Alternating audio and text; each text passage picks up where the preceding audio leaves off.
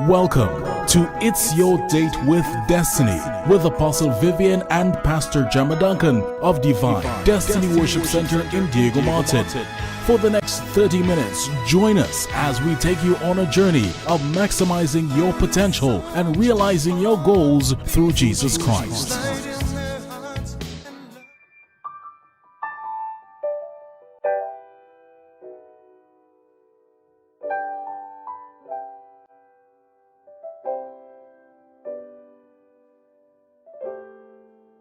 Why is it when you need a miracle, it doesn't happen, but when you least expect it, it happens?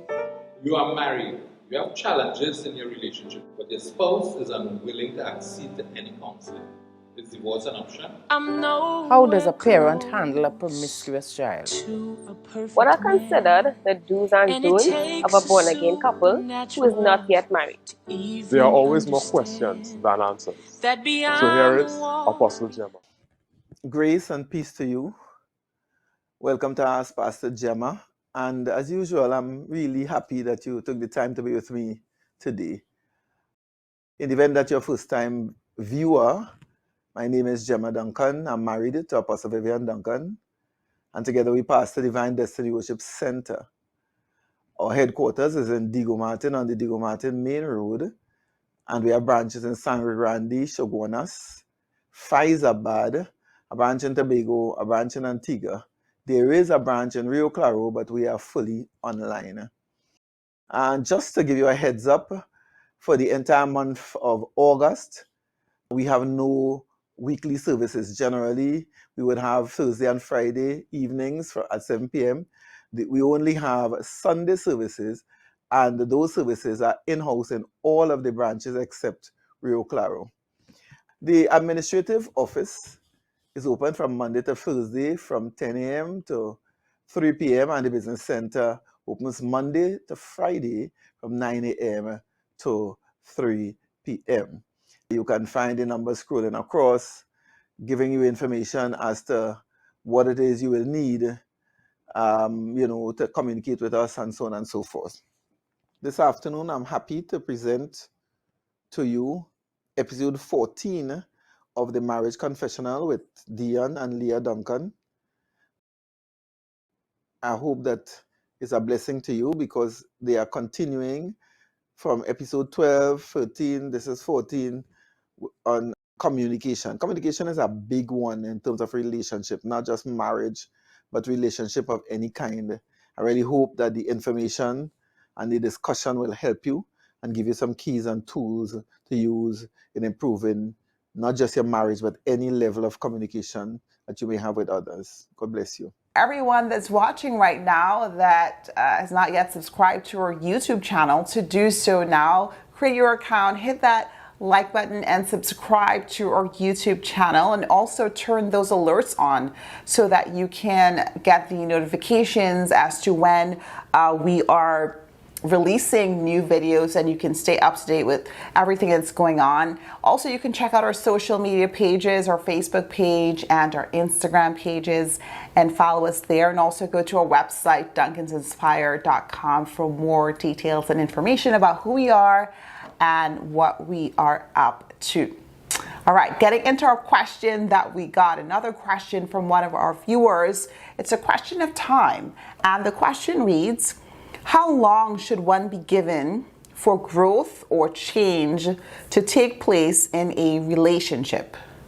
How long should one be given for growth or change to take place in a relationship? This is a good question. You want to start? Yeah, sure. It is a good question, but we could start off by saying change is inevitable. In any relationship, it's an inevitable component of life.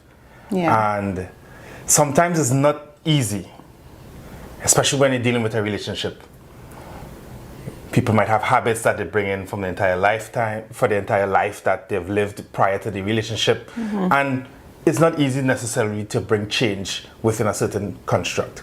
Now, that said, this question doesn't really stipulate what type of change is required. Right. So we have to take some assumptions with us as we have this discussion. I guess one assumption we could take is that the fact that the question is asked mean that there are some things that they've been dealing with for some period of time. That, I think that's clear. But then when we start talking about timeline, we cannot think of timeline in terms of hours, minutes, days, months, years, because what's acceptable for one person might not be acceptable for another person, might not be acceptable for this relationship.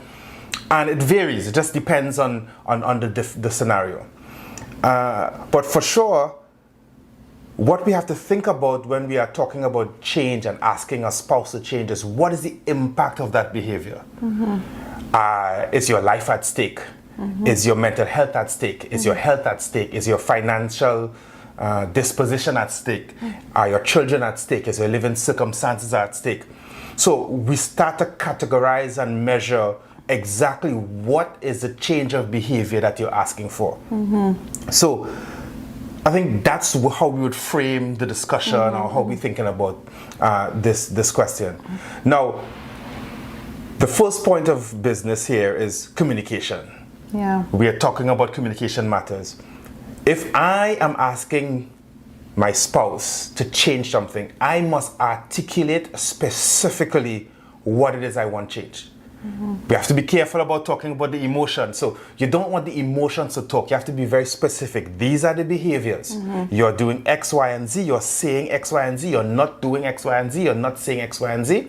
And this is the impact of your action or inaction. Then you could talk about how it makes you feel. That way, the person is clear that they're not, your spouse is clear that you're not necessarily, I'm not responding to the emotion that you're putting forth. I'm really thinking about what it is that you want me to change. You understand where I'm going with that? Yeah, I think, I mean, you really set it up very, very clearly there for us to talk through and to walk through with our viewers. And, you know, as we are framing it around communication, I would go to my personal example in our relationship, because when you're talking about change, naturally, I mean, that is such a wide-ranging topic that would vary from couple to couple and circumstance to circumstance. So there's no blanket solution or thought that can just be shared, right? It has to be very, very contextual and customized to each couple and relationship. But in our circumstance and in my example, one thing I can think about is one thing that I had to work on was being more expressive with my emotions, with my feelings, with my thoughts, and in general, my communication with you as my spouse. And that was hard for me. That was something that I struggled with because that's just what I did. Even before I got married, before we got married, I was not super expressive and comfortable with really digging deep and sharing, you know, my feelings and emotions, and when I'm not angry or upset. Right? And really going to those type of deep places, right? I was not used to that. So that is something that I struggle with, because that is something that you came to me with as my partner and said, you know, honey, this is an area I think we really need to work on.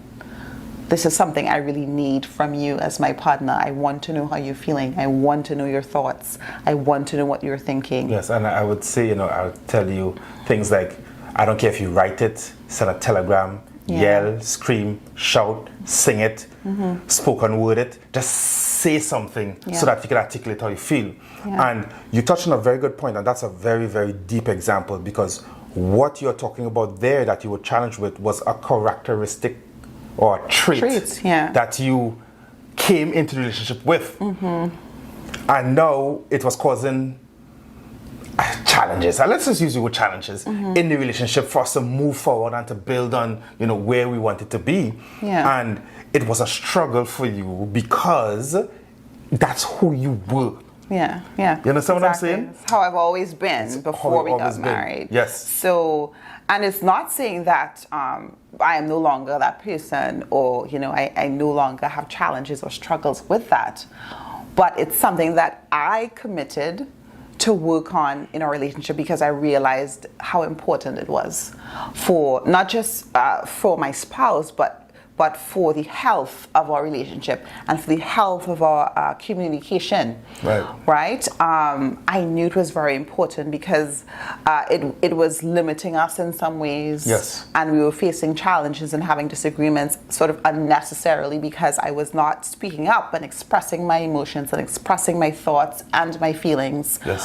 And, you know, it was very challenging. I remember, especially in the early part of our marriage, you know, that was a big struggle for me. And naturally, if you're talking about something that you struggle with for a long time, or you're a way that you're used to operating for extended period of time, is going to take time to change. Yes, and one point that we could bring there, or that at least from my point of view,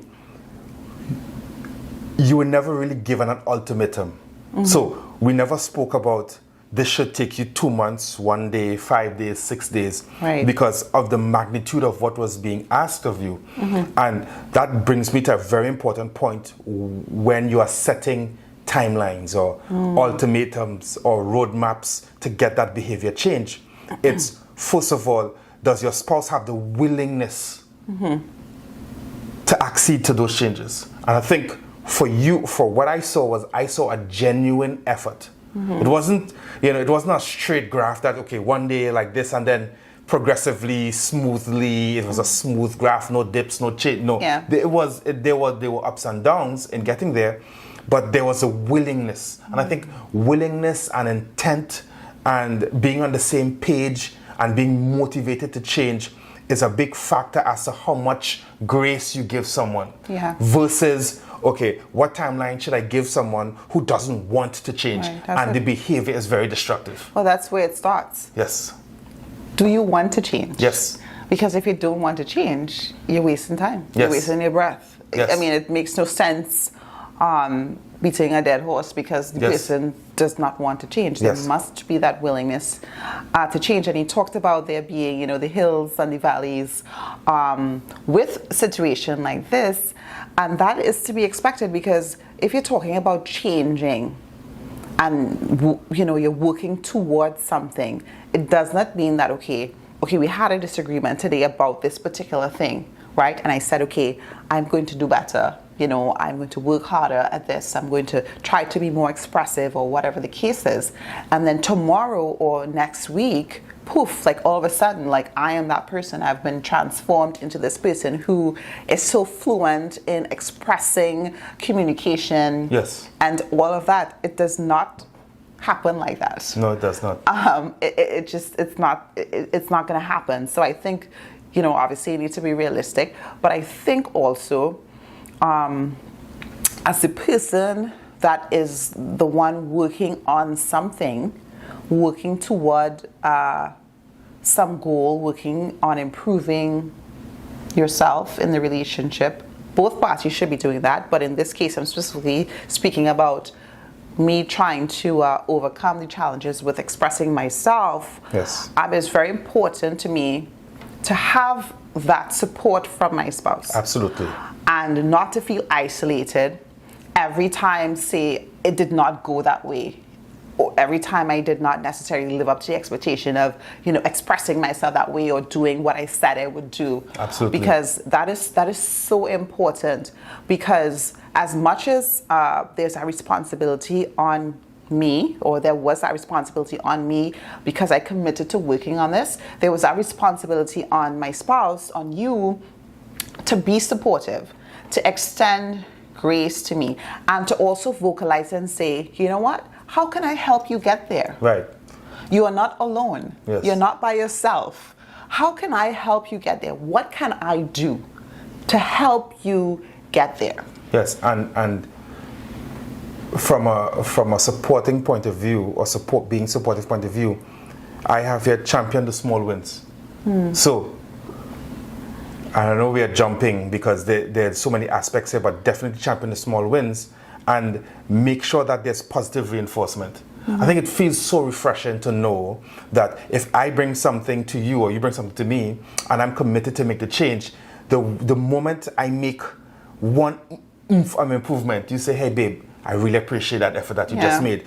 Because what that does is, as opposed to when they make a slip up, you see, I told you, you said you were going to try, but you didn't try, and they did, but that's really, it gets back into that toxicity of communication that we've alluded to in a number of episodes before. So positive reinforcement is very, very important. Yes. But I wanted to say this, is that some of the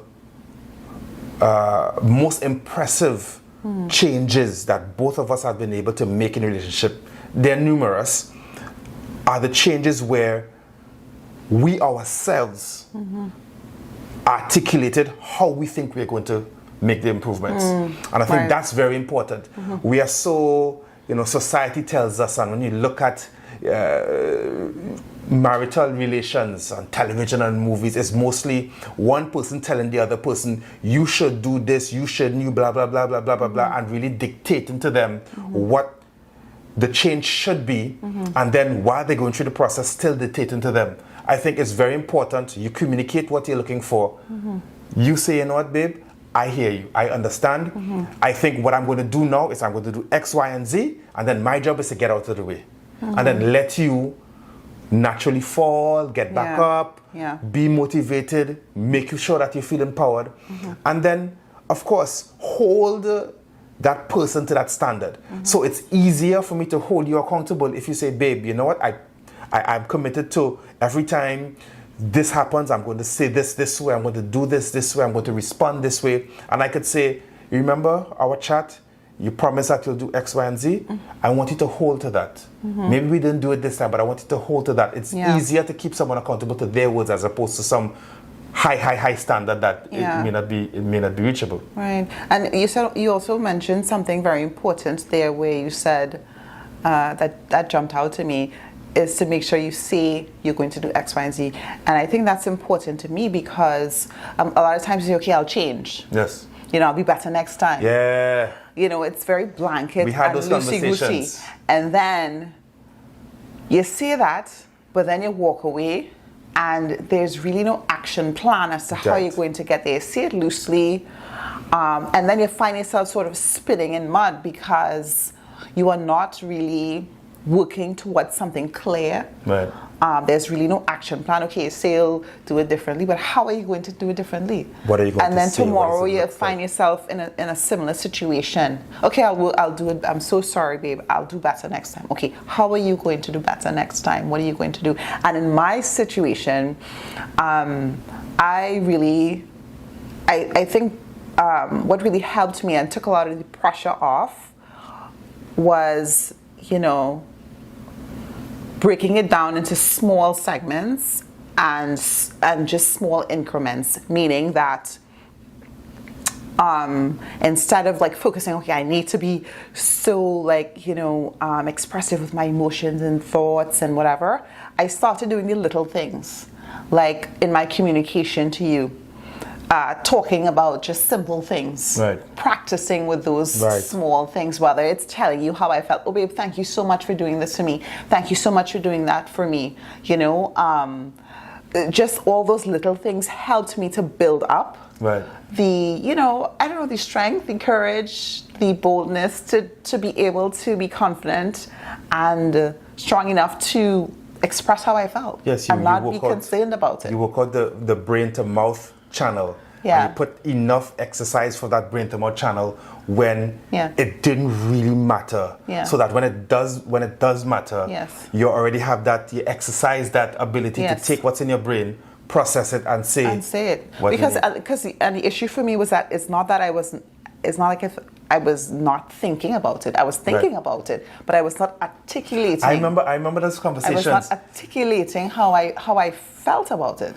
And it was just because of a habit of not articulating that, right? And that, there was some frustration there, but, just starting to do the little things really helped me become much more fluent in being able to be more expressive with my emotions, with my thoughts, whether good or bad.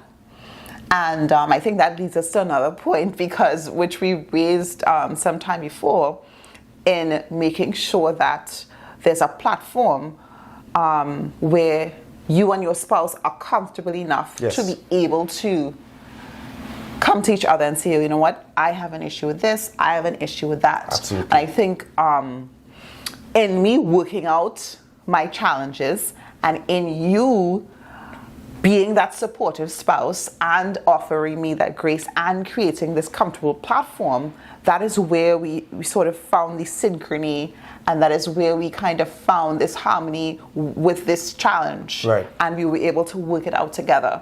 Right. And, you know, I want to talk about when we are trying to encourage your spouse to change. One thing that Leah and I have committed to each other not to do is to threaten with ultimatums. Because I think it's such a toxic thing to throw in front of somebody's face when they're dealing with issues of change. Things like, well, if you don't do this, I'm going to leave you. Or if you don't do this, I'm going to pack your clothes up and put you out. Or if you leave this, I'm getting a divorce. And it's like, if that's the only type of communication coming towards me, and you want me to change, then the moment I slip, I will end up going 5 steps backwards and 5 steps backwards and going into my hole. And then it gets to a point where, why should I even bother changing? Because I'm making all of these improvements and it doesn't even matter to you because you're still saying the same, well, I'll leave you, or you can't this relationship will never work if you don't do this, etc. Yeah, exactly. I think we've eliminated that from our conversation. We don't say that stuff. No. We don't say, I hate you and I hate this and I blah, blah, blah. We really focus on the behavior. Babe, when this happens or when this doesn't happen, this is how I feel or this is the impact. I don't like to feel that way. Can you help me? As opposed to, I hate when you do this. You always do blah, blah, blah. You need to stop this because if you don't stop this, then I don't see how this relationship could work. Hello. Yeah. Not in a committed marital relationship. No. Not when you went to that altar before God and before your family. Using that as an ultimatum, using that as a whipping force or a driving force to get change is a no-go. It's the wrong approach. It's an absolutely wrong approach, and it just breeds toxicity. And what we're trying to do here is encourage, empower, strengthen the relationship, strengthen the resolve of your partner so that when you're challenged with change, especially even simple things, that when the big things come, you know that we're on the same wavelength. I think that's so important for us. And it's a defining characteristic of our relationship now. I mean, 100%. I think that's so important, watching just your language and the things you say and how you entreat with each other. And, you know, we talked about this so many times, just being gentle with each other and your feelings and creating this safe space. It should be a safe space to be able to share your feelings and your emotions and even things that you don't like or have an issue with. It should feel safe. Yes. And, you know, you shouldn't feel like you're so afraid to come to your partner to say something because, oh my gosh, you know, as you said, they're going to threaten me with this, that, and the other. They might leave me, I don't know. You know, and there's so much stress oftentimes that people carry, you know, that they kind of ball up and they stay in a corner and stay in a shell until, you know, perhaps they explode or perhaps they walk away. Right. And we want you to know that no marriage is beyond repair. No relationship is beyond repair. But when you're considering timelines and how long something should take, definitely your welfare, your well-being, your safety, you want to consider all of these aspects. And now this question has left out the impact of the action. So we can't really give specific advice there. You alone could know what's actionable. But before we wrap up, I want to take a different approach to this thing called change. Maybe asking your spouse to change is not always the answer. Because you cannot force somebody to do anything that they don't want to do. Right. I don't care what it is, you can't force me to do anything. You could encourage me, you could tell me, baby, I need the change, bring it to my attention. We could try different tools to help me to make the change, but you cannot force me to do anything. Yeah. And usually it's the forcing someone is what brings the frustration. How about you be the change? How about you be the change? Yeah. I think that's very important. When you talk about you being the change, it's because you do not, maybe the thing that's bothering you, it's really an annoyance as opposed to a deal breaker in a relationship. That's true. So Yeah. like, I'm not comparing infidelity to somebody being sloppy or somebody who leaves their shoes by the door all the time, or something that really annoys you because that person is really, their behavior is opposite to who you are. Right. And many times people let these small fixable things be an annoyance to the point where the relationship becomes strained because you're always unhappy about stuff that there's always that bickering and arguing. really doesn't matter.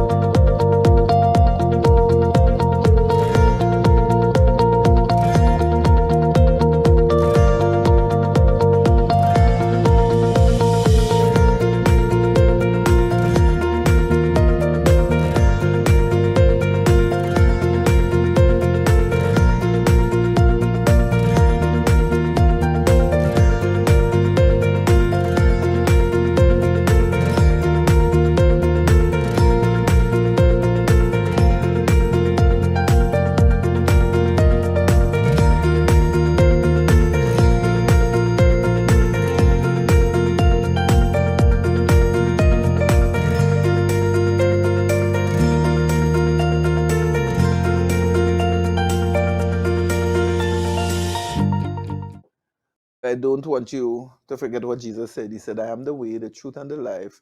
No man comes to the Father except by me. God bless you real good.